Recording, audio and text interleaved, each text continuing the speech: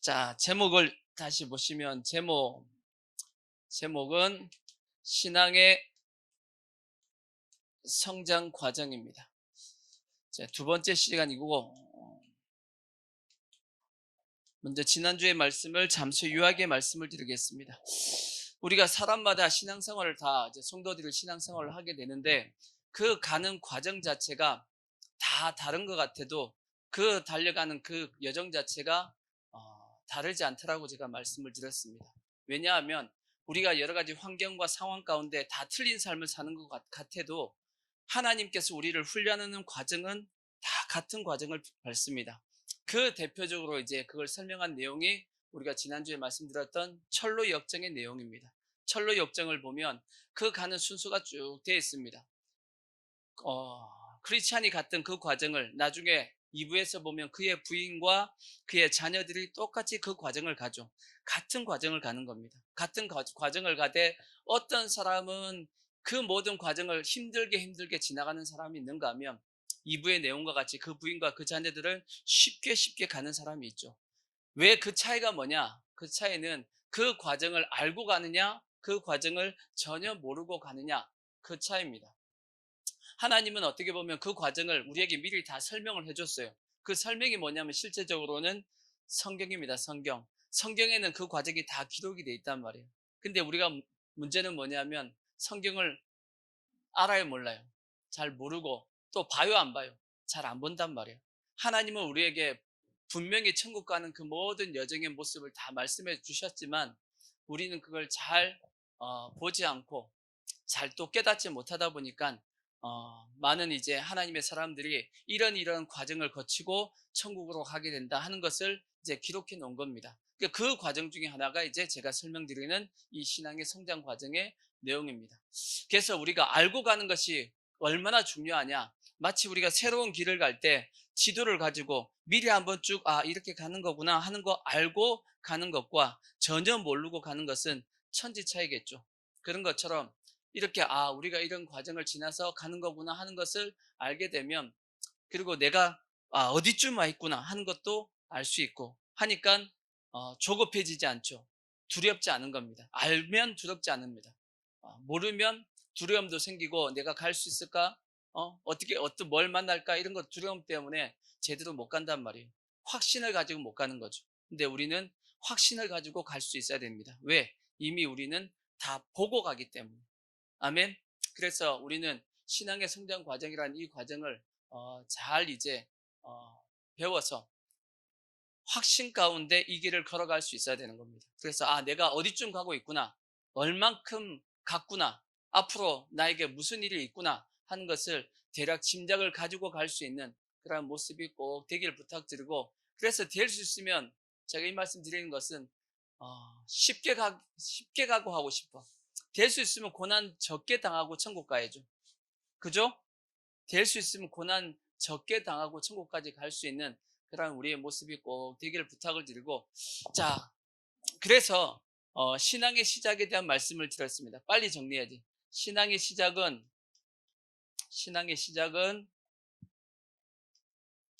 구원이라 그랬죠. 구원받는 걸로, 거듭나는 걸로 시작한다고 말씀드렸습니다. 거듭남. 이 거듭남은 예수 그리스도의 보혈의 의미를 뭐 하는 거예요? 아는 것으로 시작한다고 말씀드렸습니다. 구원받는다, 거듭난다라는 걸 뭐라고 말씀드렸냐면 예수님께서 요한복음 3장에 말씀하신 것처럼 마치 바람이 임의로 불어 어디서 와서 어디로 가는 것인지 모르는 것처럼 우리가 거듭나는 것도 모릅니다. 언제 거듭난지 모른단 말이에요. 단지 누구의 권유와 전도를 통해서 교회 와가지고 말씀을 듣는 중에 어느 날 갑자기 내가 예수 믿고 있는 거야. 내가 예수님을 주님하고 하나님을 그렇게 얘기하고 있네? 언제 믿은지 모릅니다. 이제 구원파 같은 경우가 당신 언제 믿었어요? 한번 물어보면 모른다 그러면 당신 구원 안 받았다 그러는데, 여러분 한번 생각을 해봐. 여러분 언제 태어났어요? 여러분 언제 태어난지 아세요? 여러분 생일 언제야? 그러면 생일 언제입니다라고 얘기하죠. 근데 그걸 여러분이 안 거예요? 여러분의 부모님이 가르쳐줘서 한 거야? 가르쳐줘서 하는 겁니다. 본인은 모르는 게 정상이야. 그러니까 구원받은 날짜는 모르는 게 정상인 겁니다. 본인 스스로는 알 수가 없어요. 예수님께서 말씀했듯이 바람이 임의로 불매 어디서 와서 어디로 가는지 모르는 것처럼 성령으로 거듭나는 것도 이와 같다라고 말씀했으니까. 아멘. 그러니까 여러분이 어느 날 내가 교회 다니다 보니까 예수님을 그냥 믿게 된 거야 보니까. 아멘. 그래서 거듭났단 말이에요. 그러면 이 거듭남의 어떤 사건에 나의 영적인 어떤 변화가 있었냐? 제가 말씀드리기를 인간은 세 가지로 되어 있다고 그랬죠. 영과 그 다음에 혼과 그 다음에 뭐예요? 육으로 되어 있는데 영, 세상 사람들에게도 영이 있어요, 없어요? 있단 말이에요. 있지만 그 기능이 뭐한 거예요? 기능이 죽어 있는 겁니다. 기능 자체가 죽어 있는 거예요. 물론 세상 사람들에게도 영의 기능이 약간 남은 게 하나가 있어요. 그 기능이 뭐냐면 양심이라는 기능이 남아 있어요. 근데 그것까지도 양심에 화인 맞은 자들이 있어요. 양심까지도 완전히 기능이 마비된 사람이 있긴 하지만 영의 기능이 양심이란 말이에요. 그래서 영은 내 생각과 다르게 또 움직입니다. 이해가 되시죠? 내 생각과 다르게 움직이는 생각이 하나가 더 있다고. 그게 양심인데 이건 영의 기능입니다. 하나님께서 최소한의 영의 기능을 세상 사람들에게 남겨뒀어요. 근데 예수를 딱 믿으면 어떤 일이 발생하냐면 성령이 싹 바람 있게 불면서 지나가면서 내 영을 뭐 하는 거죠? 죽어있는 내 영을 살립니다. 살리면 내 영이 그 순간부터 누구를 보게 돼요? 하나님을 보게 됩니다. 하나님의 존재를 깨닫게 되고 하나님을 알게 된단 말이에요. 그래서 내 영이 거듭나게 되고 이제 드디어 하나님을 뭐 하게 되냐면 감각하게 됩니다. 느끼게 되는 거죠. 하나님을 알게 된단 말이에요. 그것이 거듭남의 사건이라고 성경은 말씀하고 있습니다. 그래서 여러분들이 하나님을 안다 그러면 여러분은 예수님을 안다 그러면 여러분은 성령이 이미 뭐 하신 거예요? 지나가신 겁니다. 여러분의 이 영을 거듭나게 만든 거예요. 근데 이것을 좀 더 이제 구체적으로 얘기하면 뭘 알은 거냐 그러면 뭘 알았다고요? 예수 그리스도의 보혈을 안 거라고. 그 사실 자체가 예수 그리스도의 보혈을 알았는데 어떻게 알았냐? 자, 보혈을 통해서 뭐가 사해지는 거죠? 죄사함이 이루어진다라고 말씀했어요. 보혈을 통해서 죄사함이 이루어집니다. 그 원리를 제가 지난주에 말씀드린 것을 짧게 설명을 드리면 하나님께서 노아에게 말씀하시기를 노아가 이제 홍수에서 나올 때 뭘 할 수 있게끔 말씀하셨죠? 육식을 할 수 있게끔 말씀하셨습니다. 그때 하셨던 말씀이 뭐예요? 피와 생명은 하나다라고 말씀하신 말씀이 있어요. 그것을 레위기에서는 좀 더 자세하게 말씀하면서 피와 생명은 뭐다? 일체다. 피와 생명은 뭐다? 일체다라고 말씀했어요. 그래서 생명을 얻기 위해서는 죄사함을 얻기 위해서는 뭐가 필요하다? 피 흘림이 있어야 된다 해가지고 하나님께 정하신 제도가 뭐예요? 제사 제도를 만드셨단 말이에요. 근데 문제는 뭐냐? 그 구약의 제사 제도가 우리의 모든 죄를 깨끗하게 씻을 수 있다 없다? 없다라고 말씀했단 말이에요. 없어서 오신 분이 누구예요? 예수 그리스도가 오셨다고. 왜 모든 구약의 모든 제사 제도에 그 짐승의 피가 인간의 죄를 온전히 용서할 수 없냐? 그 이유를 뭐라고 말씀드렸어요? 가치가 다르다라고 말씀했어요. 가치가 다르다고. 하나님께서 보시기에 인간의 가치는 짐승의 모든 피를 다 흘린다 할지라도 인간 한 사람을 온전히 죄를 사할 수 없다라고 말씀하고 있습니다. 그것이 히브리서에 지난주 읽었던 말씀이고 그렇기 때문에 인간의 모든 가치보다 더 큰 가치가 누구예요? 하나님 보시기에 예수 그리스도의 가치죠. 예수 그리스도를 이 땅에 보내셔가지고 피 흘림을 통해서 인류의 모든 인간을 죄를 사게끔 만드셨단 말이에요. 그게 하나님께서 우리의 죄를 사시는 모습이란 말이에요. 그게 보혈의 능력이에요. 보혈의 능력. 이것을 우리는 뭐 해야 되냐? 알아야 되는 겁니다. 근데 문제는 뭐냐? 예수 믿는 사람들이 예수의 피를 통해서 구원을 받는다. 요것까지는 알아요. 근데 이 원리 자체는 잘 모른다라는 거. 근데 이 원리를 알아야지만 우리가 정확하게 저래서 내가 예수의 피를 통해서 구원을 받는구나 하는 것을 정확하게 알아야 될 것이고 또 문제는 뭐냐면 그럼에도 불구하고 예수 믿는 성도들이 자꾸 다시금 신앙생활을 하면서 어디로 돌아가냐면 내 의와 내 어떤 선함을 통해서 구원받으려고 자꾸 돌아가려고 하는 모습을 가지고 있다는 거예요. 그러니까 계속 여러분들이 뭐에 눌리냐면 죄에 눌린단 말이에요. 죄에 눌릴 때마다 우리는 어떻게 해야 돼요? 예수의 피를 가지고 어디로 가야 돼요? 하나님께로 나아가야 된단 말이에요. 아멘. 문제는 뭐냐면 모든 답은 예수의 피에 있단 말이에요. 답은 예수의 피에 있어요. 예수의 피를 가지고 하나님 앞에 나가야 되는 거지. 하나님을 만날 수 있는 유일한 방법은 다른 방법이 없어요, 성경에. 오직 뭘로만 가져가야 된다? 예수의 피만 가지고 나가야 된다. 그래서 히브리서 9장에 있는 말씀처럼 뭐라고 말씀했어요? 예수의 피를 가지고 하나님 앞에 하나님의 앞에 담대히 나아갈 수 있다라고 말씀했고, 에베소 3장에도 뭐라고 말씀했어요? 당당히 나아감을 얻을 수 있다라고 말씀합니다. 그러니까 예수의 피 아니고 다르게 나아가면 어떻게 돼요? 죽어요. 누구든지 하나님을 예수의 피 없이 가져가면 다 죽습니다. 누구까지도 죽냐? 대제사장까지도 죽어요. 이해가 되시죠? 1년에 한 번씩 대제사장이 지성소에 들어갈 때 뭘 가지고 들어오라 그랬어요? 피를 가지고 들어가야 돼요. 피 없이 들어가면 죽는단 말이에요. 그러듯이 오직 우리의 모든 죄는 예수의 피를 통해서 사함을 받는 것이고, 그래서 하나님을 만날 수 있는 유일한 방법도 뭐 때문에? 뭘 통해서?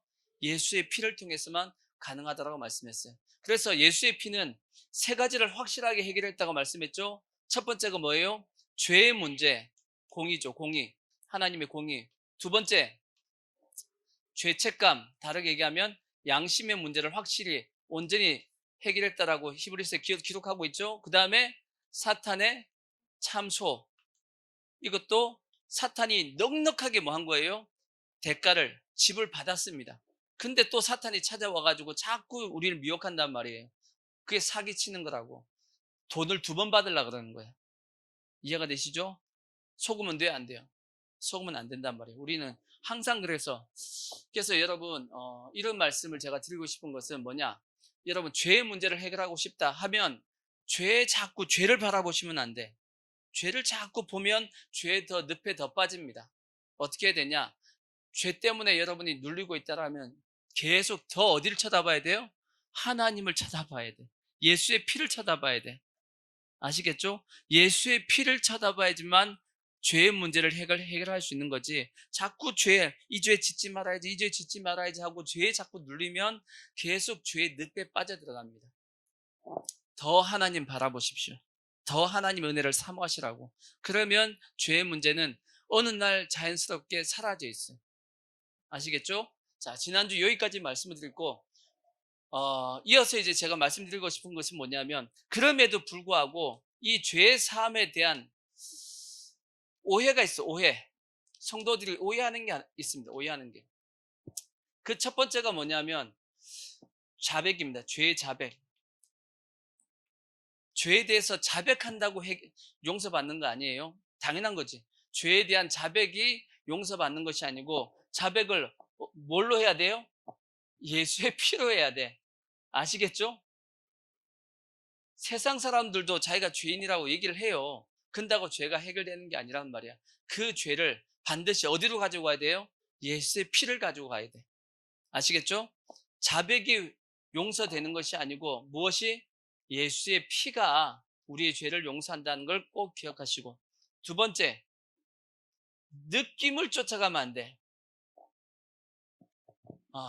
많은 성도들이 이런 부분에 대해서 자꾸 이제 문제가 되는 게 뭐냐? 우리가 죄를 짓는 게 한번 생각해 봐요. 날마다 똑같은 죄를 지어요? 날마다 틀린 죄를 지어요? 여러분, 죄를 짓는데 날마다 똑같은 죄를 지어요? 날마다 틀린 죄를 지어요? 날마다 똑같은 죄를 짓는단 말이에요. 거의 각자마다 자기가 짓는 죄는 일률적으로 거의 동일합니다. 자기는 그게 거의 매일 그 죄를 범하고 있는 거예요. 그러다 보니까 성도들의 마음에 어떤 생각이 드냐면, 하나님 앞에 자꾸 미안한 거야. 죄송한 거지. 왜? 어제도 이 죄 가지고 뭐 했어요? 회개했어. 예수의 피를 회개했단 말이에요. 근데 오늘 또 그 죄를 가지고 회개하고 있네. 근데 이거 내일도 또 그럴 겁니다. 근데 이 기간이 하루 이틀이 아니고 한 달도 아니고 계속 길단 말이에요. 어떤 우리의 죄의 문제 하나가 해결되는 것이 금방 해결되는 것이 아니고 상당히 긴 시간 동안 그 죄가 계속 질질 끌려간단 말이에요. 근데 이걸 매일마다 회개하다 보니까 우리의 마음 가운데 이 죄를 회개하는 감각 자체가 이제 무뎌지기 시작합니다. 처음에는 이 죄를 지었을 때 허우 하고 하나님 앞에 회개하면서 눈물도 찔끔 나고 하나님 이런 죄 지으면 안 된대 하고 이제 느낌을 가지고 회개했단 말이야. 근데 시간이 점점 가면서 무감각해지기 시작합니다. 그러면 이런 생각을 한다고. 야, 내가 날마다 짓는 이 죄를 예수의 피로 해결이 될까? 아니, 이건 오늘 짓고 내일도 또 지을 텐데, 이런 생각이 들면서 어떤 생각이 드냐면, 이거 회개에, 내가 너무 뻔뻔한 느낌도 들고, 그런 생각이 든단 말이에요. 근데 여러분 기억하실 것은 상관없어.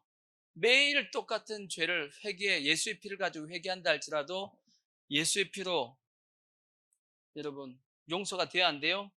돼요. 여러분, 똑같은 죄, 오늘 지은 죄, 예수의 피로 회개하시고, 내일 또 회개하십시오. 한 예를 들어 드릴게. 여러분이 애들 키우다 보면 애들한테 제일 많이 하는 게 뭐예요? 잔소리 엄청나게 하죠. 잔소리 해야 안 해요? 엄청나게 잔소리 한단 말이야. 그죠? 근데 그 하는 잔소리가 똑같은 잔소리예요? 매일마다 다른 제목으로 잔소리를 해요? 맨날 똑같은 잔소리예요. 그래요, 안 그래요? 그 아이는 그 시기에 맨날 그 잘못을 하고 있는 겁니다. 그러면 엄마는 맨날 그 상황에 똑같은 잔소리를 수없이 반복을 하는 거예요. 그렇죠? 근데 어느 그 시기가 지나고 나면 이제 그 잔소리가 아니고 잔소리의 내용이 바뀝니다. 그래요, 안 그래요? 바뀝니다. 왜? 그 시기를 지났기 때문에. 동일한 겁니다. 우리의 신앙의 어떤 위치에 있으면 맨날 그 죄를 지어요.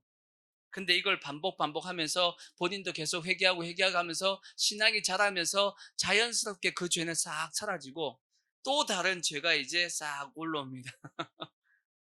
죄의 내용이 바뀌는 거죠. 이 죄가 사라질 때까지 우리는 날마다 뭐 해야 된다고요? 예수의 피로 회개하는 겁니다. 예수님께서도 말씀했잖아. 베드로에게 뭐라고 말씀했어요? 하루에 70번씩 7번이라도 너한테 와서 용서를 구하면 뭐 해주라고요? 용서해 주라고 말씀했어요. 그와 마찬가지로 우리가 매일 날마다 하나님 앞에 예수의 피로 회개할 때 하나님은 그걸 다 받아주십니다. 마치 우리가 잔소리 하듯이 그걸 다 아이들의 그 모습을 다 받아주듯이 하나님께서 다 받아주신다고. 그러니까 우리가 날마다 회개하는 것 때문에 이게 어떨 때는 눈물이 찔끔 나면 회개된 것 같고 어떤 날은 감각이 없으면 회개가 안 된 것 같고 그게 아니고 아시겠죠? 그와 상관없이 내가 예수의 피를 의지해서 주님 앞에 용서를 내 진실한 마음이 중요한 거예요. 진실한 마음. 진실의 하나님 이걸 죄라고 생각하고 용서를 구하면 회개된다 안 된다. 회개가 되는 것이고 죄사함이 되는 겁니다. 왜 그러냐? 이유는 뭐냐면 당연히 하나님은 뭘 보시기 때문이에요? 예수의 피를 보시기 때문이야. 그래서 피는 느낌이 아니라 믿음이에요, 믿음. 마치 6월절 날 하나님께서 이스라엘 백성들에게 피를 칠하라 그랬죠. 어디에 칠하라 그랬어요? 문설 쪽. 그게 문 안쪽이에요? 문 바깥쪽이에요? 문 바깥쪽이에요. 안에 있는 그 사람은 그 피를 봐요, 안 봐요? 그 피 못 봐요. 단지 발란 것만 알고 있어요. 근데 그 피를 누가 봐요? 하나님이 보신단 말이에요. 내가 그 피를 6월절 그 양의 피를 뭐 할 때요? 볼 때에 내가 보는 거예요? 하나님이 보는 거예요? 하나님이 보실 때 그 넘어가는 겁니다. 그게 6월절이잖아. 아멘. 하나님이 보시고 지나가는 거지. 그러니까 하나님이 예수의 피만 있으면 우리가 날마다 짓는 죄에 상관없어. 그 시기에 그 죄를 지을 뿐입니다. 그러니까 우리는 느낌으로 죄를 사한다라고 자꾸 생각하지 마시고 믿음입니다. 죄사함은. 예수 피를 믿는 믿음으로 죄사함을 받는 거다. 꼭 기억하시고. 세 번째는 뭐냐? 세 번째는 누군가의 원망 들을 만한 일이 있으면 죄사함이 안 됩니다. 이걸 기억하셔야 돼. 자, 어디를 보시냐? 마태복음 5장 21절을 보시면 마태복음 5장 21절 보시면 이런 말씀이 있어요. 예수님께서 산상수훈에 이렇게 말씀했어요. 옛사람에게 말한 바 살인치 말라. 누구든지 살인하면 심판을 받게 되리라 하였다는 것을 너희가 들었으나 나는 너에게 이르노니 형제에게 노하는 자마다 심판을 받게 되고 형제를 대하여 라가라는 자는 공회에 잡혀가게 되고 미련한 놈이라 하는 자는 지옥불에 들어가게 되리라. 그 다음에 그러므로 예물을 뭐 하다가요? 제단에다가 드리려다가 거기서 뭘 생각나면 내 형제에게 원망 들을 만한 일이 있는 것이 생각이 나거든. 예물을 뭐 하고 제단 앞에 두고 먼저 뭐 하고 형제에게 가서 뭐 하고 화목하고 사화하고 그 다음에 그 후에 와서 뭐 하라고요? 예물을 드리라 그렇게 말씀했어요. 너를 고발하는 자와 함께 길에 있을 때 급히 뭐 하라고요? 사화하라. 그 고발하는 자가 너를 재판관에게 내어주어 재판관이 옥리에 내어주어 옥에 가둘까 염려하라. 진실로 내게 이르노니 내가 한 푼이라도 남김없이 다 뭐하기 전까지는 다 갚기 전까지는 결단코 거기서 나오지 못한다. 다르게 얘기하면 결단코 죄사함이 안 된다 그 뜻입니다. 뭔 뜻이냐 이것은 내가 어떤 형제에게 라가라. 라가가 뭐예요? 욕입니다. 욕. 누구한테 욕을 했단 말이에요. 그 욕을 들은 그 형제가 마음에 뭘 가지고 있어요? 상처를 받았어. 이해가 되시죠? 원망하는 마음이 생겼단 말이에요. 근데 이 욕한 사람이 재물을 가지고 하나님 앞에 나가가지고 예수의 피로 용서해 주세요 하고 기도했단 말이에요. 근데 그 죄가 용서가 돼요? 안 돼요? 안 된다라는 거예요. 왜? 나 때문에 누군가는 뭐 하고 있어요? 상처받아서 아파하고 있는 거예요. 그때는 어떻게 해야 된다? 재단에다가 그 재물 놔두고 먼저 그 사람에게 가서 뭐 하라는 거예요?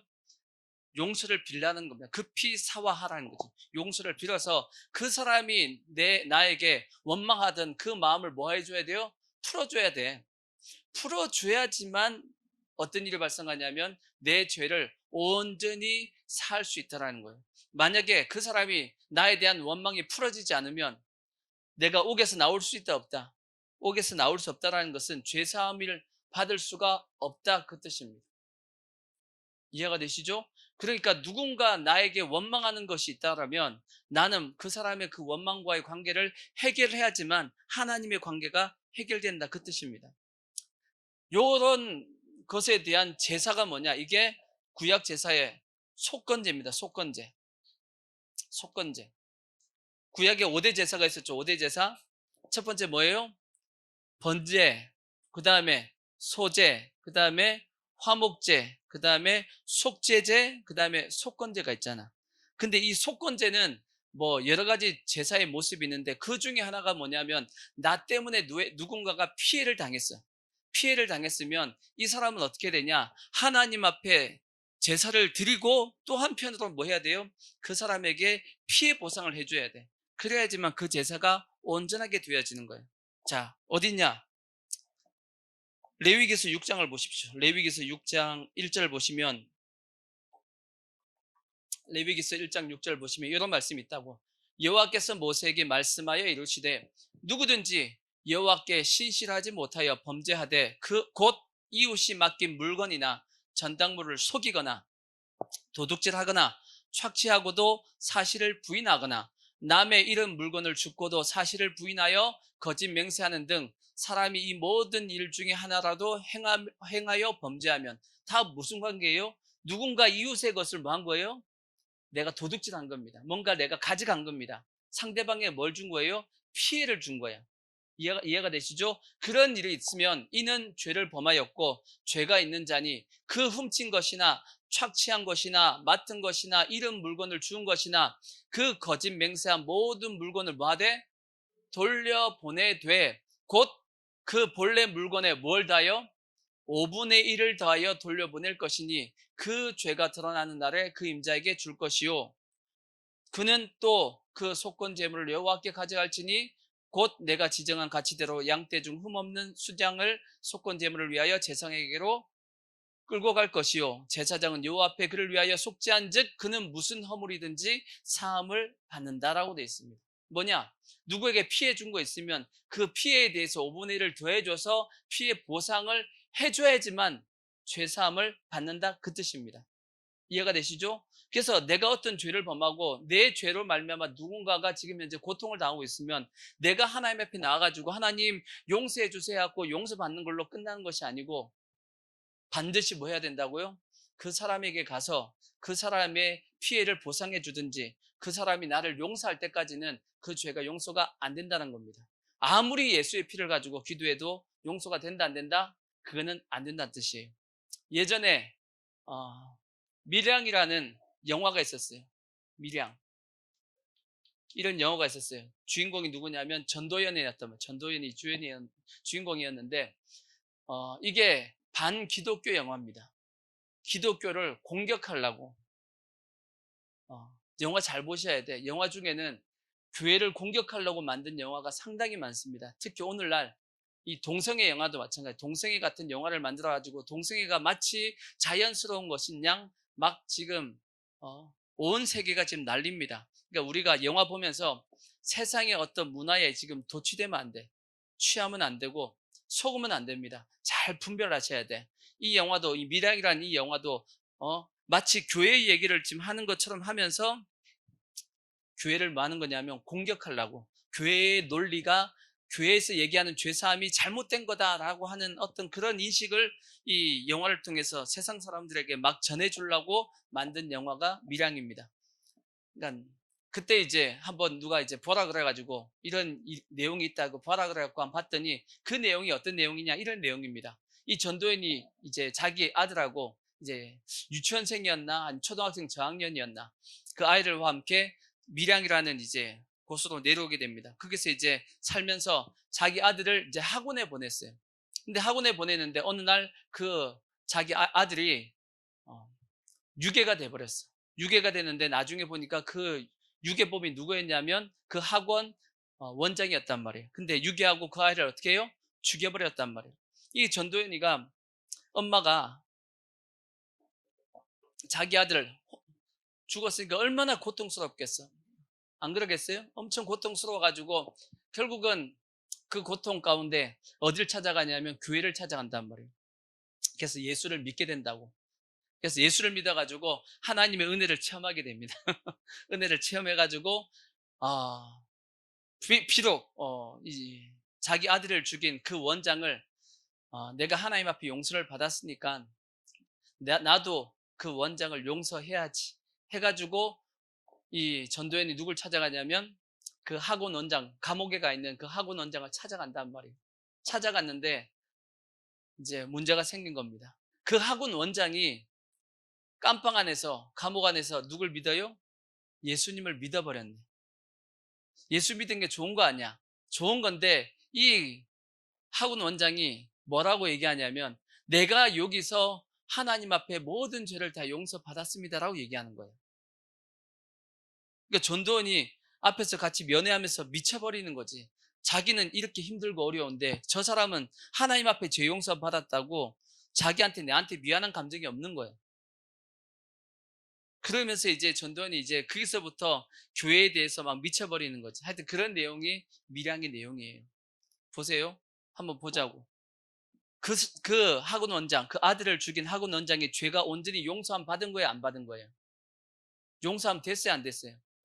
용서함 안 된 거란 말이에요. 근데 그 사람은 그 안에서 뭐 했대요? 용서함을 받았대요, 안 받았대요? 받았대잖아. 그거는 성경이 말씀하고 있지 않은 건데 이 반기독교 이 교회를 공격하려고 마치 교회가 이렇게 얘기한다는 것처럼 교회를 공격한 건데 그 사람은 그 안에서 죄 용서하면 안 된 거예요. 구원받은 믿음은 될 수 있어. 하지만 그 사람의 그 죄가 온전히 용서 받기 위해서는 누구한테 용서를 구해야 돼요? 그 엄마한테 용서를 구해야 된단 말이에요. 그 엄마한테 용서를 구해야 돼. 내가 진짜 죽을 죄를 졌습니다. 용서해달라고 해야지만 그때 전도연이 그 용서를 구하는 걸 듣고 뭐 해줘야 돼요? 알겠습니다. 용서하겠습니다. 해야지만 그 사람이 진짜 모든 죄가 용서가 되는 거야. 물론 그 사람은 깜빵에 용서했다고 깜빵에서 나오는 건 아니에요. 그래서 깜빵에 살아야 돼. 하지만 하나님과 사람 앞에 관계가 모든 것이 이제 해결이 되는 거죠. 이해가 되시죠? 그것이 속건제야, 속건제. 그래서 우리가 누구에게 죄를 범한 부분이 있다라면 누군가가 나 때문에 원망하는 마음이 가지고 있다라면 반드시 우리는 뭐 해야 된다? 그 사람과 급히 사과하라고 말씀했어요. 그게 안 되면 예수의 피로 아무리 기도해도 온전한 용서가 된다 안 된다? 용서 안 됩니다. 아시겠죠? 그래서 우리는 이러한 부분에 대해서 죄사함에 대해서 잘 기억해야 되고, 마지막 또 한 가지만 더 말씀을 드리면, 반대로 얘기하면 나도 뭐 해야 되냐면 용서해야 됩니다. 내가 용서할 때 용서가 받습니다. 이거는 우리가 날마다 외우는 주기도문에 기록되어 있잖아. 자, 마태복음 6장 12절 보시면, 마태복음 6장 12절, 우리가 주기도문에 이렇게 외웁니다. 우리가 우리에게 죄 지은 자를 뭐 한 것처럼 사하여 준 것 같이 우리 죄를 사하여 주옵시고. 그죠? 우리가 우리에게 죄 지은 자, 누군가가 나에게 죄를 지었다면 내가 그 사람을 뭐 할 때, 용서할 때 우리 죄도 뭐 해준다? 용서가 된다라는 거죠. 그래서 그 밑에, 자, 14절 보시면, 너희가 사람의 잘못을 용서하면 너희 하늘 아버지께서도 너희 잘못을 용서하겠지만, 너희가 사람의 잘못을 용서하지 아니하면 너희 아버지께서도 너희 잘못을 용서 안 한다. 용서 안 한다는 겁니다. 그러니까 여러분이 하나님 앞에 아무리 예수의 피를 가지고 용서를 구한다 할지라도, 여러분이 누군가를 용서하고 있지 않으면 내 죄도 용서가 된다 안 된다? 안 된다라고 말씀하고 있어요. 그러니까 여러분, 모든 사람과 더불어 화목하라고 성경이 말씀하고 있어요. 여러분이 누군가에게 꽉 해가지고 죽여버릴까 하듯이 이렇게 원수 맺고 있는 마음이 있으면, 문제는 뭐냐면 그걸 통해서 여러분의 죄가 회개가 안 되는 겁니다. 이건 왜 그러냐? 그 이유가 뭐냐? 예수님께서 이것은 1만 달란트 빚진 자의 비유를 통해서 우리에게 그 이유를 정확하게 말씀했습니다. 성경에 이런 내용이 있죠. 어떤 1만 달란트 빚진 자가 있는데 도저히 그 1만 달란트를 갚을 수가 없어. 그래서 그 주인에게 찾아가서 그 주인이 갚어 그랬는데 그 사람이 못 갚는단 말이야. 그랬더니 이 주인이 불쌍히 여겨가지고 그 사람을 어떻게 하냐면 모든 그 빚을 탕감하여 줍니다. 1만 달란트.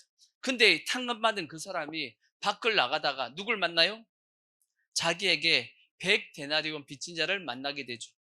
그 100데나리온 빚진 자를 만났을 때 그 사람은 어떻게 해야 돼요? 방금 전에 뭘 지금 탕감받았죠? 1만 달란트 탕감받았잖아. 근데 자기에게 100데나리온 빚진 자를 딱 만났을 때 그가 어떻게 해요? 갚어. 근데 저도 갚을 것이 없대. 그러면 어떻게 해야 돼요? 좀 시간을 기다려주고, 그래, 내가 최소한 내가 더 기다려줄게. 그렇게 해야 되는데 이 사람이 어떻게 해요? 그 사람을 잡아가지고 갚을 때까지 어떻게 해요? 옥에다가 집어넣어 버린단 말이에요. 그 모습을 그 원 주인이, 종이 딱 보더니 그걸 주인에게 가서 일러 바쳤단 말이에요. 일러 바쳤더니 그 주인이 화가 난 겁니다. 내가 너한테 용서해 준 건 1만 달란트인데 너는 너한테 빚진 100데나리온을 용서 못하냐? 잡아와 해가지고 그 사람 잡아와서 다시 어디 집어넣었다고요? 갚을 때까지 옥에 집어넣었다고 성경이 그렇게 말씀하고 있는 겁니다. 뭔 얘기냐? 용서하지 않으면 뭐가 안 된다? 용서가 안 된다는 뜻입니다. 여러분이 반드시 꼭 기억해야 될 것은, 예수의 피를 아무리 얘기해도 여러분이 용서하지 않으면 하나님 앞에 용서가 안 된다는 걸 꼭 기억하시고, 그래서 우리는 항상 어떤 마음이 필요하냐? 제가 자주 말씀드리듯이 우리가 얼마나 용서받을 수 없는 존재였다는 것을 꼭 기억하는 것이 중요합니다. 탕자의 비유에서 우리는 누구냐면 탕자입니다. 탕자의 모습을 가지고 있어야 돼요. 탕자가 아버지 앞에 이제 돌아왔습니다. 돌아오고 난 다음부터 탕자는 어떻게 살아야 돼요? 어떻게 살아야 되죠? 열심히 이제 해야 돼, 안 해야 돼? 이제 종처럼 열심히 해야 될 거 아니야. 근데 탕자가 돌아와서 회개하고 돌아온 다음에 다시금 옛날처럼 하면 돼요, 안 돼요? 안 된단 말이에요. 그러니까 우리는 항상 탕자라는 자세를 가지고 있어야 돼. 내가 도저히 갚을 수 없는 은혜를 받았다라는 생각을 가지고 살아야 된다고. 더 나아가서 또 이런 말씀 드렸죠. 포도원의 품꾼의 비유에서 포도원의 품꾼의 내용이 어떤가요? 아침에 포도원 주인이 새벽 일찍 나갔습니다. 아침 6시에. 6시에 나갔더니 장터에 이제 노는 사람이 있어가지고 데리고 들어갑니다. 자기 포도원에서 일을 하라고. 일을 시켰습니다. 그들과 약속을 했어. 어떻게 약속하냐면, 이제 하루 일하는 것에 대해서 한 데나리온을 내가 주겠다라고 약속을 하고 이제 데려 들어갔단 말이에요. 그리고 이제 또 9시에 나갔더니 노는 사람이 있어서 또 데리고 들어가고, 12시에 나갔더니 또 있어서 또 데리고 들어가고, 오후 3시에 나갔더니 또 데리고 들어가고, 나중에 오후 5시에 나갔더니 또 노는 사람이 있어요, 없어요? 있었단 말이에요. 또 데리고 들어갔다고. 이 주인이 나중에 오후 5시에 온 사람을 딱 불러가지고 얼마를 줘요? 하루에 품삯으로 한 데나리온을 다 준 겁니다. 놀랬죠. 아니 나는 일한 게 1시간도 제대로 일을 못했는데 이걸 하루 품삯을 다 주냐고. 이 모습을 본 제일 처음 왔던 사람은 어떤 생각을 해요? 우와, 5시에 온 사람을, 오후 5시에 온 사람을 저만큼 줬으니까 나한테는 더 주겠네 했는데 나중에 받아보니까 얼마예요? 한 데나리온. 똑같이 준 거야. 이 사람을 원망을 했죠. 근데 여기서 제가 말씀드리고 싶은 건 뭐냐? 여러분은 새벽 6시, 새벽부터 열심히 일한 사람이에요? 아니면 오후 5시에 들어가서 1시간 일하고 한 데나리온 받은 사람이에요? 우리는 어떤 의식을 가지고 살아야 되냐면 오후 5시에 들어갔는데 한 데나리온 다 받은 자처럼 생각하고 있어야 돼. 아멘. 그래서 이 사람은 어떻게 해야 돼요? 그 다음날 또 오후 5시에 나가야 돼요? 아니지. 이 사람은 이제 어떻게 해야 돼요? 아침 일찍 나와가지고 하루 종일 또 어떻게 해야 돼? 열심히 일해야 된다고. 그런 마음을 가지고 사는 것이 정상적인 모습이 아니겠냐고. 아멘. 그런 자세를 가지시라고. 그래야지만 우리가 뭐가 가능하냐면 용서가 가능한 겁니다. 내가 도저히 갚을 수 없는 것에 대해서 내가 용서를 받았다 하는 마음을 가져야지만 남을 뭐 할 수 있냐면 나에게 잘못한 사람을 용서해 줄 수가 있는 겁니다. 내 마음이 그런 낮은 자세를 가지고 있어야 된다고. 여러분, 우리에게 가장 큰 축복이 뭐예요? 여러분이 가지고 있는 가장 큰 축복이 뭐냐? 성경에도 그렇고 사도 바울도 그렇고 축도하죠. 축도할 때 뭐라고 축도해요? 하나님의 그 크신 사랑과 예수 그리스도의 무엇과 은혜와 입니다. 은혜. 사도 바울도 얘기하죠. 하나님과의 사랑과 은혜가 너희에게 뭐 할지어다? 있을지어다. 그렇게 말씀하잖아. 아멘. 그게 축복이라고. 그게 축복. 우리에게 가장 큰 축복은 내 안에 뭐가 있어야 돼요? 은혜가 머물러 있어야 돼. 그 은혜. 그 은혜가 뭐예요? 용서받은 은혜입니다. 이 은혜가 늘 머물러 있는 게 가장 큰 축복이야. 돈 많은 게 축복이 아니고 은혜가 내 심령에 있는 게 축복이라고. 아멘. 그래서 우리는 늘 내 심령 가운데 은혜가 머물도록 하셔야 돼. 아시겠죠? 내 심령 가운데 늘 은혜가 머물러 있으면 그 은혜 가운데 혹시나 누군가가 나에게 피해를 줘도 그래, 내가 용서해 줘야지 하는 그 마음이 생기는 거야. 내 은혜가 메말라 버리면 나에게 조금만 잘못해도 어떻게 해요? 딱 째려보고 어? 어? 괜히 트집 잡고 그렇게 한단 말이에요. 아멘. 그래서 우리의 신앙의 자세는 탕자와 같은 자세. 아멘. 그 다음에 오후 5시에 들어왔다라는 생각을 가지고 사셔야 돼.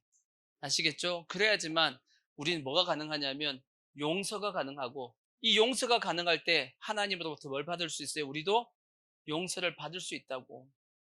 그래서 우리가 항상 이러한 모습을 꼭 가지기 부탁드리고 그래서 우리가 예수의 피는 모든 죄를 다 사함을 받지만 이런 경우가 있다는 거예요. 이런 경우는 예수의 피를 아무리 불러도 된다 안 된다? 안 된다라는 거예요. 원망 들을 만한 일이 있으면 반드시 그 원망을 해결해 줘야 될 것이고 용서해야 될 일이 있으면 반드시 용서해야 됩니다. 아시겠죠? 꼭 기억하시기 바라고. 자, 이제 오늘 말씀은 이건 지난주에 해야 될 말씀인데 시간이 안 돼서 못했던 말씀이고 이제 오늘 드려야 될 말씀은 이제 두 번째 말씀입니다. 두 번째 말씀. 자, 예수의 신앙의 시작은 구원과 거듭남이라고 말씀드렸는데 그 거듭남은 예수 그리스도의 보혈을 아는 것이라고 말씀했어요. 또 하나 더 신앙은 또 하나가 더 있습니다. 구원, 거듭남. 이것은 예수 그리스도의 십자가를 아는 겁니다. 십자가의 의미를 이거는 알미 아니고 뭐냐? 여김이 필요합니다. 여김. 위에는 뭐예요? 예수 그리스도의 보혈을 아는 것이고 십자가의 의미는 뭐 하는 거다? 여기는 겁니다. 여기는 거이다. 자, 아까 읽었던 로마서 6장 11절을 보시면 6장 11절을 보시면 자, 마지막 이와 같이 너희도 너희 자신을 죄에 대하여는 뭐한 자요? 죽은 자요. 그리스도 예수 안에서 하나님께 대하여는 살아있는 자로 말지어다 여길지어다입니다. 여길지어다. 이게 신앙의 아주 중요한 오늘 말씀의 핵심 포인트입니다. 뭐 할지어다? 여길지어다. 그럼 뭘 여기라는 뜻이냐? 오늘 본문 말씀 처음부터 보자고요. 로마서 6장 1절을 보시면 이걸 여기라고 말씀하는 거예요. 그런즉 우리가 무슨 말을 하리요? 은혜를 더하게 하려고 죄가 더하겠느냐? 그럴 수 없느니라. 죄에 대하여 뭔 우리가 죽으느리야. 죄에 대해서 뭐 했다고요? 대하여 죽었다라는 거지. 누가 죽었어요? 예수님만 죽은 것이 아니고 누구도 죽었다? 우리도 죽었다라는 거예요. 나도 죽었다라는 거지. 근데 여러분 죽었어요? 팔팔하게 살아있잖아. 팔팔하게 살아있는 것 같은데 하나님이 우리는 뭐 했다? 죽었다라고 말씀하고 있어요. 누가 죽을 때? 예수님이 죽을 때 우리도 죽었다라고 말씀하고 있어요. 이어서 3절 무릇 그리스도 예수와 합하여 세례를 받은 우리는 그의 죽으심과 합하여 세례를 받은 줄을 알지 못하느냐. 예수 그리스도와 함께 우리는 뭘 받았다? 세례를 받았다고 말씀했죠. 세례는 두 가지의 의미죠. 첫 번째는 죽음과 그 다음에 부활입니다. 세례는 이 두 가지의 의미를 가지고 있죠. 세례 받을 때, 침례할 때 어떻게 해요? 우리 장로교에서는 세례 받을 때 그냥 물만 찍지만 침례교에서 어떻게 해요? 물속에다가 확 집어넣어 버리잖아. 그죠? 그것도 뒤로 눕힙니다. 입이, 코에 물 다 들어가 있게. 그래서 확 눕히고 그 다음에 확 올린단 말이에요. 그럼 죽었다가 뭐 한 거예요? 살아난 거죠. 죽었다가 부활했단 말이에요. 그러니까 예수님께서 십자가에 죽으시고 예수님께서 3일 만에 부활하셨죠? 아멘? 그거는 맞는데, 그건 이해가 되는데 문제는 뭐냐면 예수님만 그런 것이 아니고 나도 죽었고 나도 부활했다라고 말씀을 하고 있는 거예요. 다시 보시면 무릇 그리스도 예수와 합하여 세례를 받은 우리는 그의 죽으심과 합하여 우리는 그의 죽으심과 합하여 세례를 받은 줄을 알지 못하느냐. 예수님뿐 아니라 우리도 같이 세례를 받은 거다라고 말씀하고 있는 거예요. 4절 그러므로 우리가 그의 죽으심과 합하여 세례를 받음으로 그와 함께 뭐 했어요? 장사되었나니. 장사되었다는 게 뭐예요? 확실히 뭐 했다는 뜻이에요? 죽었다는 뜻이 장사 지냈다는 뜻입니다. 장사 지냈다는 것은 확실히 죽은 게 확인돼야지만 장사하는 거 아니야. 그죠? 장사되었나니 이는 아버지의 영광으로 말미암아 그리스도를 죽은 자 가운데서 살리심과 같이 우리도 또한 새 생명 가운데 행하게 하려 함이라. 5절 만일 우리가 그의 죽으심과 같은 모양으로 뭐가 되었다고요? 연합한 자가 되었으면 또한 그의 부활과 같은 모양으로 연합한 자가 되리라. 예수님의 죽음과 같이 우리도 죽었다라면, 예수님이 부활했다면 우리도 뭐한다? 부활하는 거다라고 해서 우리와 예수님은 뭐 되어 있다? 연합되어 있다라고 말씀하고 있는 거예요. 연합되었다. 이게 이제 서울사랑제일교회 전 목사님이 얘기하는 7대 연합입니다. 7대 연합. 그 7대 연합이 어디서 나온 말씀이냐? 이 말씀에서 나온 거예요. 7대 연합. 7대 연합 첫 번째가 뭐예요? 기억하나요? 무엇의 연합? 탄생의 연합. 탄생의 연합. 그 다음에 고난의 연합. 그 다음에 죽음의 연합. 그 다음에 부활의 연합. 그 다음에 승천의 연합. 그 다음에 재림의 연합. 그 다음에 왕국의 연합입니다. 양왕국. 7가지.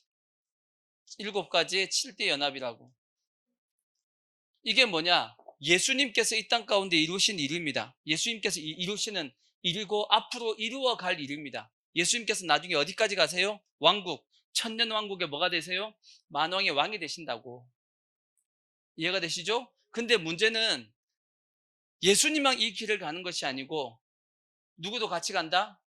우리도 같이 이 과정을 같이 겪는다는 거예요. 이해가 되시죠? 예수와 함께 예수님에게 이루어진 일은 곧 누구에게 이루어진 일이다? 나에게도 이루어진 일이다라고 말씀하고 있는 거예요. 그것을 성경은 뭐라고 말씀한다? 연합이다라고 말씀하고 있다는 거지. 그러니까 예수님에게 이루어진 것은 나에게도 같이 이루어진 사건이다.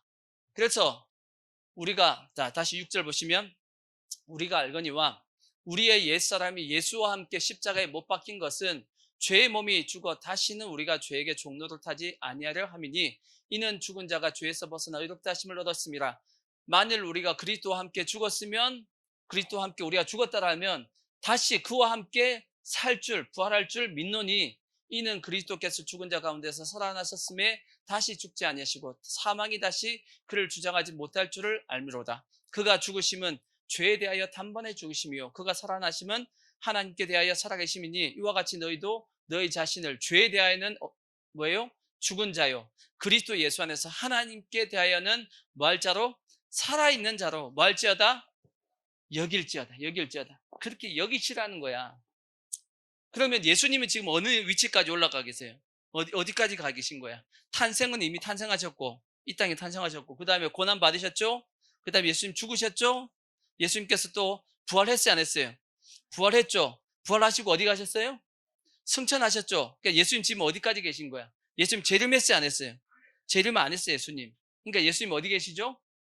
승천하셔가지고 어디 계신 거야? 하나님 보좌 우편에 뭐하고 계세요? 거기서 앉아서 뭐하고 계세요? 우리를 위해서 뭐하고 계신다고 그랬죠? 기도하고 계신다라고 성경에 말씀하고 있죠?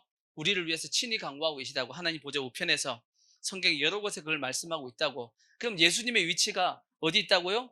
하나님 보좌 우편에 승천하고 계시죠? 앉아 계십니다. 그럼 우리도 어디에 우리도 어디 있어야 돼? 우리도 어디 있어야 돼요? 우리의 위치도 어디야? 우리도 여기 있어야 된다고. 우리도 여기 있어야 된다고. 왜? 예수님이 여기 계시니까 우리도 여기 있어야 될 거 아니야. 자, 그러면 여기 있는지 없는지 볼까요? 자, 에베소서 보시면 2장 6절을 보십시오. 2장 4절부터 보자고. 2장 4절부터. 긍휼이 풍성하신 하나님이 우리를 사랑하신 그 큰 사랑을 인하여 허물로 죽은 우리를 그리스도와 함께 뭐 하셨고? 살렸다. 부활했단 말이에요. 살리셨고 너희는 무엇으로 구원받은 것다? 은혜로 구원받은 것이라. 또 함께 뭐 하사? 또 함께 예수와 함께 뭐 하사? 일으켜가지고 그리스도 예수 안에서 함께 뭐 했다고요? 하늘에 뭐 했다? 앉히시니. 이건 예수님이 앉았다는 얘기예요? 우리가 앉았다는 얘기예요? 우리가 앉아있다는 얘기예요. 예수님이 앉아있다는 얘기가 아니고 우리도 예수님이 하나님 보좌 우편에 앉아있듯이 우리도 앉아있다. 이게 믿을 수가 있냐 없냐? 믿을 수가 없는데 이건 우리가 실상 우리의 육체가 앉아있다 그 뜻이 아니고 이건 뭐냐? 우리의 영적인 위치입니다. 영적인 위치. 이게 연합이란 말이야. 예수님의 위치에 우리도 동일하게 그 위치에 가 있다 그 뜻입니다. 이미 예수님께서 그만큼 해 주셨다 그 뜻이에요. 우리도 거기에 가 있다 그 뜻이야. 우리가 여기서 말씀하고 함께 일으키사 그리스도 예수와 함께 하늘에 앉히시니 이거는 이 문법적으로 뭐냐면 과거 완료형입니다. 과거 완료형. 로마서 6장에 있는 그 내용도 다 뭘로 표현됐냐면 과거 완료형으로 돼 있어. 문법적으로. 그건 뭐냐면 이미 다 이루어졌다 그 뜻입니다. 이미 과거에 다 끝났다 뜻이에요. 이해가 되시죠? 예전에 학교 다닐 때 과거 완료형이라고 배웠죠? 기억이 나나요? 이미 이루어진 사실이란 말이에요. 근데 문제가 뭐냐? 안 믿어진다라는 거지. 안 믿어지니까 사도 바울은 뭐 할지어다? 여길지어다라고 말씀하는 거예요. 여길지어다. 이해가 되시죠? 그러면 이걸 어떤 원리냐? 이런 원리라고 이제 설명을 하고 있습니다. 자, 어디를 보시냐면 히브리서 7장 5절을 보십시오. 이게 어떻게 가능하냐? 이게 가능한 이유는 뭐냐면 내가 예수와 연합되어 있다. 다른 말로 얘기하면 내가 예수 안에 있기 때문이에요. 내가 어디 안에 있다? 예수 안에 있기 때문에. 그 안에 있다 보니까 예수가 가시면 누구도 가 있는 거예요. 나도 같이 가는 거예요. 마치 우리가 책을 볼 때, 책을 살 때 그 서점에서 뭐 하나 끼워주냐면 책갈피 하나 끼워줍니다. 왜? 책 볼 때 뭐 하라고? 책 볼 때 이제 한꺼번에 책 다 못 읽잖아. 그죠? 중간에 읽다가 탁 덮어버리면 나중에 어디 읽은지 모르잖아. 그러니까 뭐 하나 줘요? 책갈피 하나 딱 줘가지고 어디 읽은지 이제 확인하라고 이제 책갈피 주죠? 그러면 책을 줬지만 뭐도 같이 준 거예요? 책갈피는 그게 끼어가지고 같이 가는 거야. 이해가 되시죠? 그와 마찬가지로 예수님이 가셨는데 그게 예수 안에 누가 있었어요? 내가 그 안에 들어가 있었어. 내가 그 안에 있단 말이에요. 그러다 보니까 예수님이 가신 곳이면 누구도 같이 가 있다? 나도 같이 가 있는 겁니다. 그걸 히브리서에서는 이렇게 설명을 해놨어요. 자, 레위의 아들들 가운데 제사장의 직분을 받는 자들은 율법을 따라 아브라함이 허리에서 난 자라도 자기 형제인 백성에게 10분의 1을 취하라는 명령을 받았으나, 좀 말이 어렵지만 좀 더 설명드릴게요. 레위 족보에 들지 아니한 멜기세덱은 아브라함에게 10분의 1을 취하고 약속을 받은 그를 위하여 복을 빌었나니 논란의 여지 없이 낮은 자가 높은 자에게서 축복을 받느니라. 또 여기는 죽을 자들이 10분의 1을 받으나 저기는 산다고 증거를 얻은 자가 받았느니라. 또한 10분의 1을 받는 레위도 아브라함으로 말미암아 10분의 1을 바쳤다 할 수 있나니, 이는 멜기세덱이 아브라함이 만날 때 레위는 아직 자기 조상의 허리에 있었습니다. 무슨 얘기인지 모르겠죠? 이게 뭔 뜻이냐? 아브라함이 자기 조카 롯하고 이제 헤어졌죠. 조카 롯이 어디 살았어요? 소돔성에 살았다고. 근데 소돔성에 전쟁이 발생해가지고 소돔성에 있는 모든 사람이 다 잡혀서 이제 북쪽으로 끌려 올라갔단 말이에요. 아멘? 그때 이제 아브라함이 소돔성에 자기 조카가 있었는데 조카 롯도 끌려 올라갔다는 얘기를 듣고 어떻게 해요? 구하려고 자기 집에서 길리 몇 명?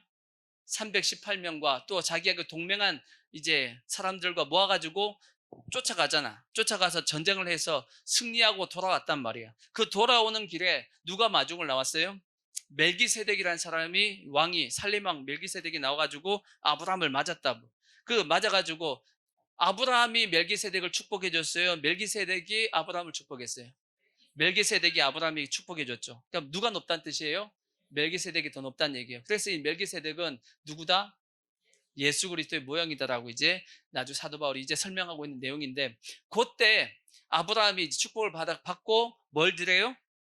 11조를 이제 10분의 1, 전쟁의 10분의 1을 멜기세덱에게 드렸단 말이에요. 그때 원래 11조는 누가 받는 걸로 돼 있어요? 구약의 율법의 11조는 누가 받아요?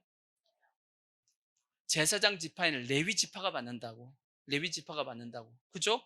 율법에서는 레위 지파가 11조를 받는데, 보니까 아브라함이 11조를 누구한테 바쳤어요?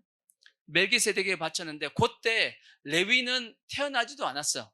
근데 성경은 뭐라고 말씀하냐면 레위도 아브라함과 함께 뭘 바쳤다? 11조를 바쳤다라고 할 수 있다 없다? 있다라고 얘기합니다. 있다. 있나니 왜? 레위는 아브라함이 어디 있어요? 허리에 있습니다. 아브라함에게 속했기 때문이다. 그렇게 말씀하고 있는 거예요.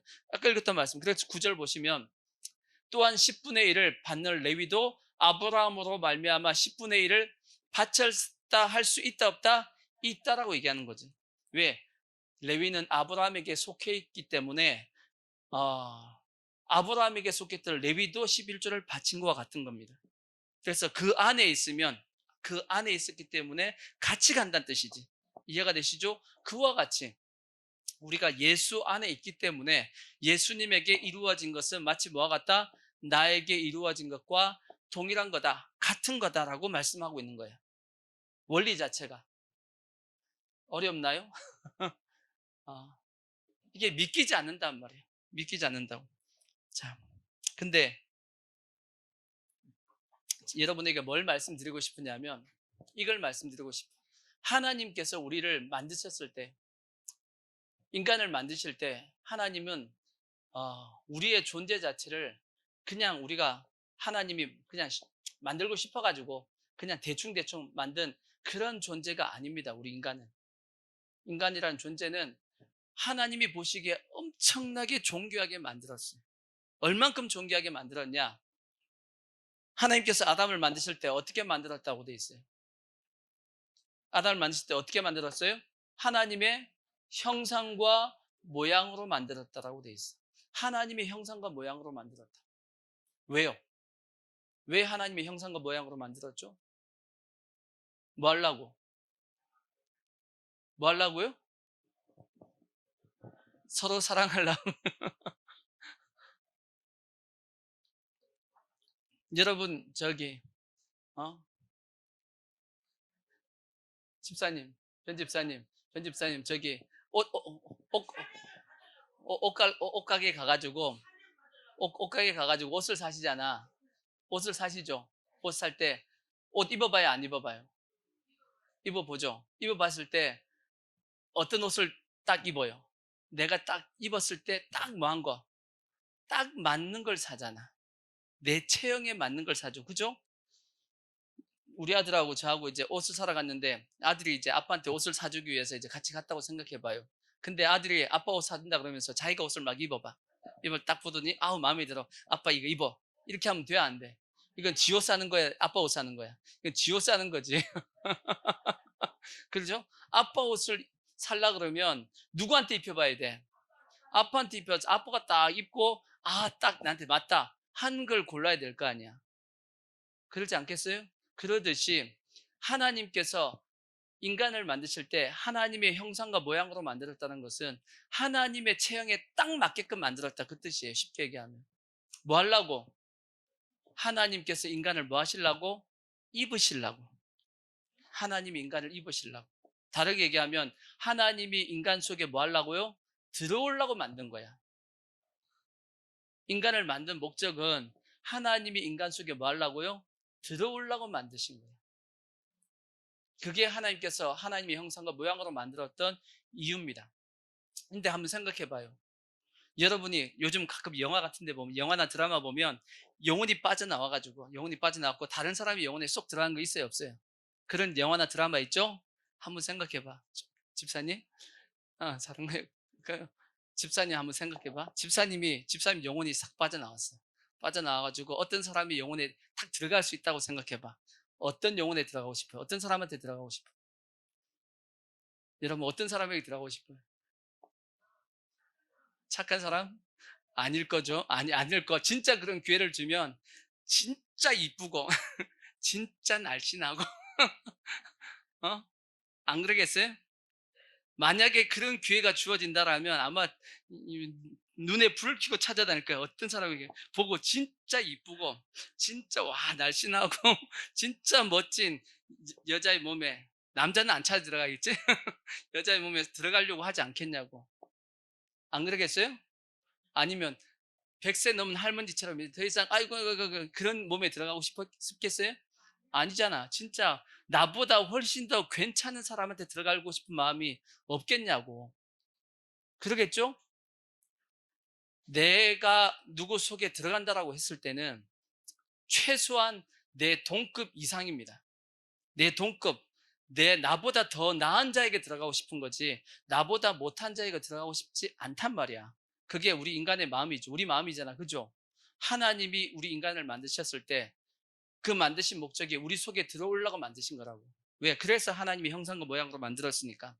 그렇다면 인간의 이 위치가, 하나님이 어느 위치까지 만드셨냐면 자기와 동급으로 만들고, 최소한 동급이에요. 최소 뭐예요? 동급. 하나님이 보시기에 자기급의 사람을 만든 거예요. 자기급의 무엇을 만든 거예요. 그게 사람이란 말이에요. 그래서 하나님께서 온 천지 만물을 다 만드시고 난 다음에 마지막 누굴 만들었어요? 아담을 만드시고 뭐라고 얘기했어요? 그에게 복을 주시며 가라사대 생육하여 번성하여 땅이 충만하고 이 내가 지금 만든 이 모든 것을 다스리고 정복하라고, 너 다 가져, 그렇게 말씀했다고. 그만큼 인간을 어떻게 만들었다고요? 존귀하게 귀하게 만들었다고. 그냥 그냥 기분에 따라서 인간을 만드신 것이 아니고, 인간을 만드실 때 하나님은 그만큼 인간을 존귀하고 귀하게, 자기가 그 속에 들어가고 싶을 만큼의 존재로 만들었다는 얘기예요. 이해가 되시죠? 왜 이런 말씀을 드리냐면, 우리의 영적인 위치가 이게 감당할 수 없는, 성도들이 이걸 모른단 말이에요. 우리의 영적 위치가 하나님급으로 올라가 있다고. 하나님은 그렇게 만드신 거야, 우리를. 그래서 히브리서 2장 11절을 보시면 예수님이 우리를 이렇게 얘기하셨다고. 히브리서 2장 11절. 거룩하게 하시는 이가 누구냐면 예수님이에요. 또 거룩하게 함을 입은 자, 그 누구예요? 이 우리란 말이야. 입은 자들이 다 어디서 났어요? 한 근원, 누구예요? 하나님에게서 난지라. 그러므로 뭐라고 부른다? 형제라 부르기를 부끄러워 아니하시고. 누가 형제라 부르기를 부끄러워하지 않는다고요? 예수님이 우리를 뭐라고 부른다고요? 형제요. 야, 창조주인 예수님께서 우리를 향해서 동생아, 동생아, 동생아, 동생아 그렇게 부르신다라는 거예요. 우리는 예수님을 뭐라고 불러요? 그러면 형님 하고 이제 형님 이렇게 이제 이렇게 인사해야지. 형님 하고 부를 만큼 그만큼 친근하고 가까운 그 존재, 같은 급으로 만들었다 그 뜻입니다. 그렇기 때문에 다시 말씀드리면 예수님에게 이루어진 그 영적인 위치는 누구에게도 동일하다? 우리도 같이 가는 겁니다. 그래서 예수님께 지금 어디 계세요? 승천하여 하나님 우편에 계신 것처럼 우리의 영적인 위치도 어디까지 올라가 있다? 여기 같이 가 있는 겁니다. 우리의 위치가. 아멘. 그때 그 다음에 이제 예수님께서 이 땅에 재림하여 오시겠죠? 그때 누구도 같이 와요? 이미 저기 낙원에 가 있는 자들을 주님께서 뭐 하세요? 데리고 오신다고 말씀했잖아. 그리고 이 땅에 남아있는 자들은 휴가죠. 끌어올려. 구름 속에서 이제 혼인잔치를 한다라고 말씀했죠. 그 이후에 뭐가 이루어져요? 천년 왕국이 이루어진다고. 예수님은 만왕의 왕이 되시고 우리는 뭐가 돼요? 분봉왕이 돼가지고 각 고을을 담당하는 왕이 된다고. 우리도 왕이라고. 아멘? 하나님은 우리를 인간을 만드실 때 그만큼 존귀하게 만드셨단 말이에요. 이걸 우리는 뭐 해야 되냐면 여기셔야 돼. 뭐 할지어다? 여길지어다. 이런 어떤 영적인 자부심을 가지고 살아야 되는데 성도들이 그냥 근데 문제가 뭐냐면 여길지어다 그럼에도 불구하고 여겨지지 않는 거야. 이게 문제야. 여겨지지가 않는다라는 게 문제지. 다시 말씀드리면 이것은 영적인 현상은 이미 다 이루어졌습니다. 아까 얘기했잖아. 과거 완료형이에요. 하나님 보좌 우편에 앉아있어요? 안 앉아있어요? 앉히시니 했으니까 이미 과거에 다 이루어진 겁니다. 이미 우리는 영적인 위치 자체는 다 올라가 있어. 하나님 보좌 우편에 올라가 있단 말이에요. 영적으로는 이미 다 모든 것이 이루어졌어요? 안 이루어졌어요? 이루어진 겁니다. 문제는 뭐냐면 그럼에도 불구하고 나의 나의 혼 나의 혼과 나의 육체는 여전히 그것을 뭐 하지 못하냐면 받아들이지 못하고 있는 거야 지금. 이해가 되시죠? 여전히 나는 세상에 살면서 세상에 더 그냥 끌려가고 세상이 더 좋고 아직 여전히 나는 그 영적인 위치만큼 영이 지금 올라간 그 위치만큼 내 혼과 내 육체는 못 따라가고 있는 거예요. 그래서 하나님이 이제 뭐 하시냐? 내 혼과 내 육체가 영의 이 위치까지 순종할 수 있는 위치로 이제 끌어올리는 겁니다. 이해가 되시죠? 끌어올리는 그 과정이 뭐냐? 그게 신앙의 성장 과정이야. 우리의 신앙이 내 혼이 영의 어떤 요 말씀에 이루어진 요 여기는 요걸 아직까지 내가 여기지 못하고 있으니까 하나님이 이제 여길 수 있도록 뭐 하시냐면 우리를 훈련해 가시는 겁니다. 훈련해 가신다고. 자, 히브리서 5장을 보십시오. 히브리서 5장 8절을 보십시오. 이런 말씀이 있어요. 그가 아들이시면서도 이 그는 누구겠어요? 예수님이에요. 예수님도 아들이시면서도 뭘 통해서? 받으신 고난으로 뭘 배웠어요? 순종함을 배웠어. 어떻게 되었어요? 온전하게 되었다라고 말씀입니다. 예수님도 하나님의 아들이지만 그가 무엇을 통해서 순종을 배워요? 고난을 통해서 순종함을 배웠고 그래서 어떻게 되었다? 온전하게 되었던 것처럼 그래서 우리도 어떻게 하신다고요? 하나님께서 여러분과 저를 고난을 통해서 뭐 하신다? 훈련하게 하시고 그래서 어떤 모습으로? 온전한 모습으로 이제 만들어 가시는 겁니다.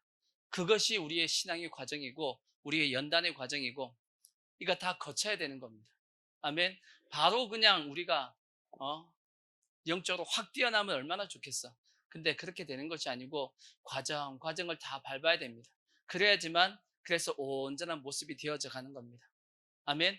자, 이제 결론적으로 말씀드리면 우리가 신앙의 시작은 구원으로 시작한다 그랬죠. 첫 번째는 예수 그리스도의 보혈을 정확하게 알아야 됩니다. 아멘.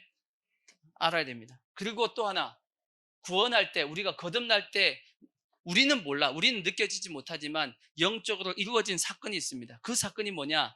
예수 그리스도의 십자가의 사건이에요. 여기셔야 돼. 아멘. 한 말씀만 더 읽고 고린도전서 1장 18절 보십시오. 고린도전서 1장 18절 보시면 이것이 십자가의 의미예요.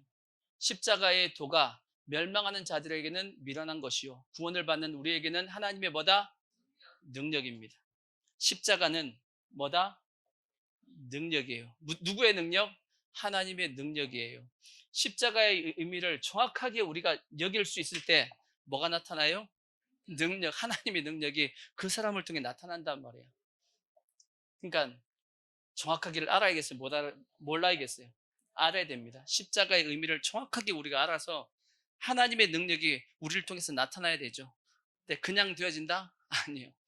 훈련 받아야 됩니다. 연단 받아서 우리가 이 신앙의 여정을 잘 거쳐서 우리의 삶 가운데 하나님의 이러한 능력이 이렇게 나타날 수 있는 그런 삶이 꼭 되기를. 그래서 여러분 잘 훈련 받으시고, 아멘. 다 잘해야 될 거 아니야. 자라서 우리가 언젠가 다 주님 앞에 설 거야, 안 설 거야? 서야 되잖아. 그때 주님이 우리를 다 보시면서 잘했다 이렇게 칭찬하시고 상 줘야지. 주님이 우리 상 받아야 될 거 아니야. 아멘. 상 받아야 되죠. 누가 상 받아요? 이렇게 잘 훈련 받아가지고 하나님과 함께하는 그런 삶을 살았을 때 하나님께서 상을 주시지 않겠냐고. 그러니까 우리가 잘 훈련되어서 우리가 한번 달려가 보자고요. 아멘. 자,